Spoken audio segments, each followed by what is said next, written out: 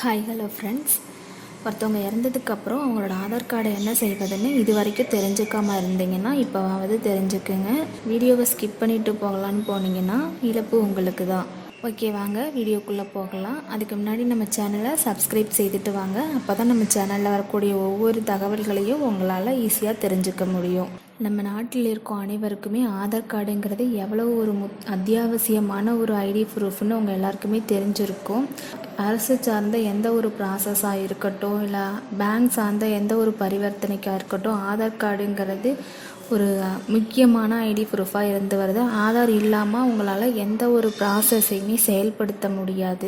அப்படி இருக்கக்கூடிய ஆதார் கார்டின் உரிமையாளர் ஒருவர் இறந்துவிட்டால் அவரது ஆதார் கார்டை என்ன செய்வது என்று இந்த பதிவில் பார்ப்போம் வாங்க.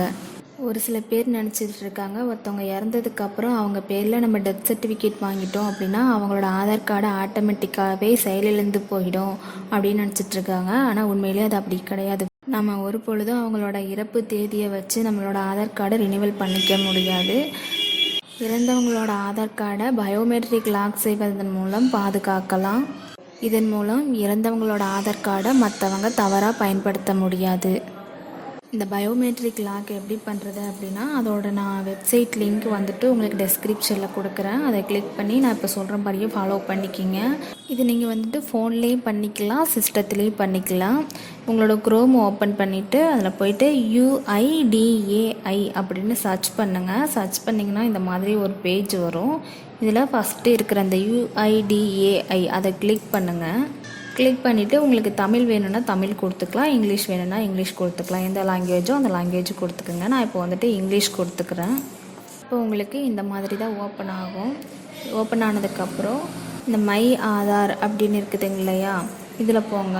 இதில் போயிட்டு இங்கே இருக்குது பாருங்களேன், இந்த ஆதார் சர்வீசஸ். இதில் பார்த்தீங்க அப்படின்னா கீழே லாக் அன்லாக் பயோமெட்ரிக்ஸ் அப்படின்னு இருக்குதுங்க இல்லையா, இதை கிளிக் பண்ணிக்கிங்க.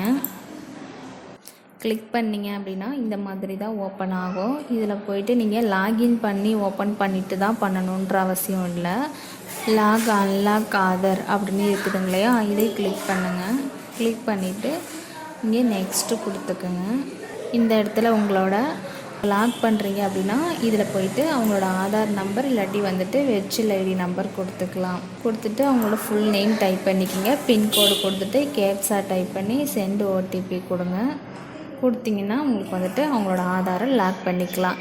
இதுவே உங்களோட ஆதார் லாக்கில் இருக்க ஆல்ரெடி நீங்கள் அன்லாக் பண்ணணும் அப்படின்னா அன்லாக் ஆதார் கொடுத்துட்டு வெர்ச்சுவல் ஐடி நம்பர் கொடுத்து கேப்ஸா கொடுத்து OTP கொடுத்தீங்கன்னா OTP வரும். OTP எடுத்து போட்டு சப்மிட் கொடுத்ததுக்கப்புறம் அன்லாக் பண்ணிக்கலாம்.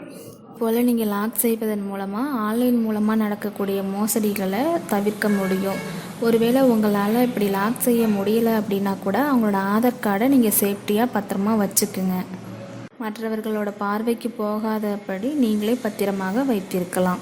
அப்படி இந்த தகவல் உங்களுக்கு யூஸ்ஃபுல்லாக இருந்துச்சுன்னா ஒரு லைக் பண்ணிடுங்க. உங்களோட டவுட்ஸ் எதுவாக இருந்தாலும் நம்மளோட கமெண்ட் பாக்ஸில் கேளுங்க, அதுக்கான ரிப்ளை நான் பண்ணுறேன். நெக்ஸ்ட்டு ஒரு நல்ல இன்ஃபர்மேஷனோட அடுத்த வீடியோவில் பார்க்கலாம்.